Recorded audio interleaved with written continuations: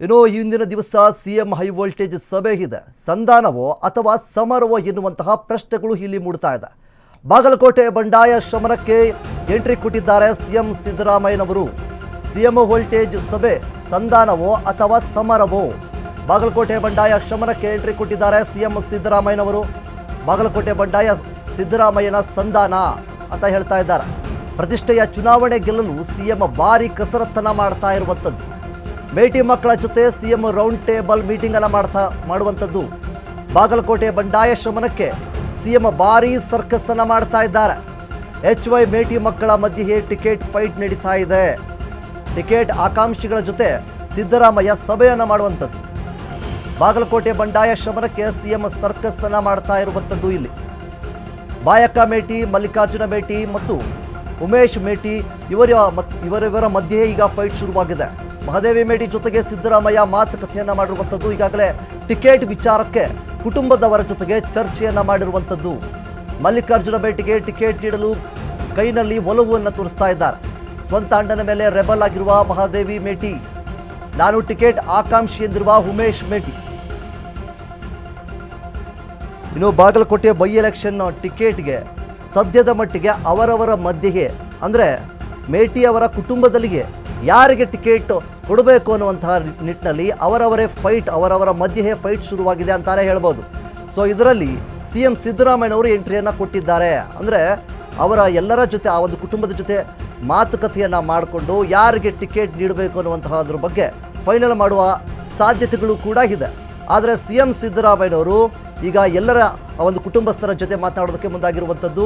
ಮುಖ್ಯವಾಗಿ ಇಲ್ಲಿ ನಾವು ಗಮನಿಸಬೇಕಾಗಿರುವಂಥದ್ದು ಏನಪ್ಪ ಅಂತಂದರೆ, ಮಹಾದೇವಿ ಮೇಟಿಯವರು ಈಗಾಗಲೇ ಯಾರಿಗೆ ಟಿಕೆಟ್ ಸಿಗುತ್ತೋ ಬಿಡುತ್ತೋ ಗೊತ್ತಿಲ್ಲ, ನನಗೆ ಟಿಕೆಟ್ ಸಿಗಲೇಬೇಕು ಅನ್ನುವಂತಹ ನಿಟ್ಟಿನಲ್ಲಿ ಅವರು ಮಾತನಾಡ್ತಾ ಇರುವಂಥದ್ದು. ಒಂದು ಕಡೆ ಈಗಾಗಲೇ ಬಾಗಲಕೋಟೆ ಬಂಡಾಯ ಶಮನಕ್ಕೆ ಸಿಎಂ ಸಿದ್ದರಾಮಯ್ಯನವರು ಸರ್ಕಸ್ಸನ್ನೇ ಮಾಡ್ತಾ ಇದ್ದಾರೆ. ಯಾಕೆಂತಂದರೆ ಈ ಒಂದು ಬೈ ಎಲೆಕ್ಷನ್ ಮುಖ್ಯವಾಗಿ ಏನು HY ಮೇಟಿಯವರು ನಿಧನರಾದ ನಂತರ ಆ ಒಂದು ಕುಟುಂಬದವರೇ ಮುಂದಿನ ದಿನಗಳಲ್ಲಿ ಆ ಒಂದು ಕ್ಷೇತ್ರದಲ್ಲಿ ಸ್ಥಾನವನ್ನು ಪಡೆದುಕೊಳ್ತಾರೆ ಅನ್ನುವಂತಹ ಮಾತುಗಳು ಏನು ಕೇಳಿ ಬರ್ತಾ ಇತ್ತು. ಆದರೆ ಅವರವರ ಕುಟುಂಬದಲ್ಲಿಯೇ ಈಗ ಸದ್ಯದ ಮಟ್ಟಿಗೆ ಫೈಟ್ ನಡೀತಾ ಇದೆ.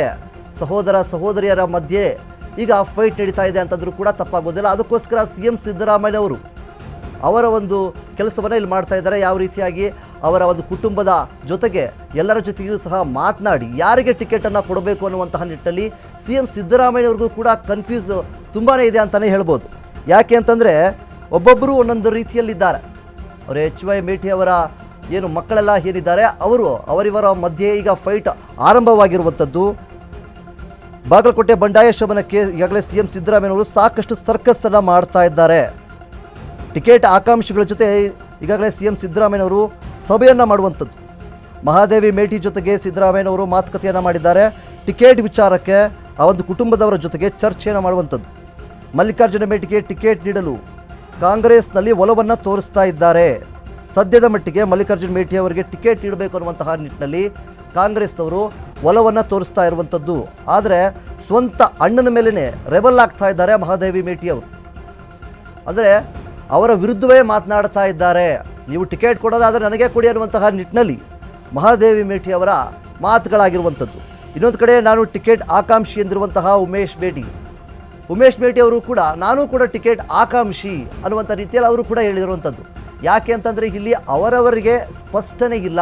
ಯಾರಿಗೆ ಟಿಕೆಟ್ ಕೊಟ್ಟರೆ ನಮ್ಮ ಒಂದು ಕುಟುಂಬಕ್ಕೂ ಕೂಡ ಗೌರವವಾಗಿರುತ್ತೆ ಅನ್ನುವಂಥ ರೀತಿಯಲ್ಲಿ ಅವರವರ ಮಧ್ಯೆ ಅಂಡರ್ಸ್ಟ್ಯಾಂಡಿಂಗ್ ಇಲ್ಲ. ಸೊ ಈ ಒಂದು ಕಾರಣದಿಂದಾಗಿ ಸಿಎಂ ಸಿದ್ದರಾಮಯ್ಯವರು ಕೂಡ ಈ ಒಂದು ವಿಚಾರದಲ್ಲಿ ಭಾಗಿಯಾಗಿ ಅವರ ಕುಟುಂಬದ ಜೊತೆ ಒಂದು ಸಭೆಯನ್ನು ಮಾಡಿರುವಂಥದ್ದು. ಅವರವರ ಅನಿಸಿಕೆಗಳನ್ನು ಅಭಿಪ್ರಾಯಗಳನ್ನು ಕೇಳಿ ಯಾರಿಗೆ ಟಿಕೆಟ್ ನೀಡಬೇಕು ಅನ್ನುವಂತಹ ನಿಟ್ಟಿನಲ್ಲಿ ಸಿಎಂ ಸಿದ್ದರಾಮಯ್ಯವರು ನಿರ್ಧಾರ ಮಾಡುವಂತಹ ಸಾಧ್ಯತೆಗಳು ಕೂಡ ಇದೆ. ಸಿಎಂ ಹೈ ವೋಲ್ಟೇಜ್ ಸಭೆ ಸಂಧಾನವೋ ಸಮರವೋ ಅನ್ನುವಂತಹ ಪ್ರಶ್ನೆಗಳು ಸಹ ಇಲ್ಲಿ ಕಾಡ್ತಾ ಇದೆ.